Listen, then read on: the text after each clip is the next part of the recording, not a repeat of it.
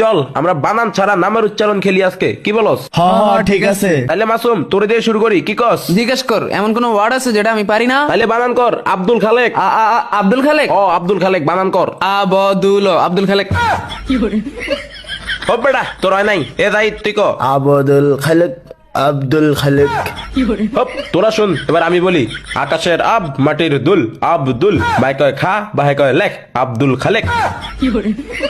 আচ্ছা ঠিক আছে, এবার একটা জনপ্রিয় জেলার নাম বানান কর, কুমিল্লা বানান কর। আরে এটা তো আমার প্রশ্ন, আমি তো কুমিল্লা থাকি। ও তাহলে তো তোর জন্য এটা ইজি, বল এবার তুই বানান করে দেখা এটা। আমি থাকি বলে কি বলতে হবে? আমি এটা পারি না।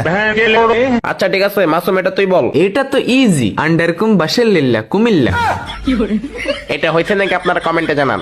ভাইয়া এখন তাহলে তোমাকে একটা প্রশ্ন করি। ওকে ঠিক আছে কর। তুমি বাথরুম বানান করো। আরে বাথরুম, এটা তো পুরা ইজি, বয়কা তুরুম তুরুম বাথরুম।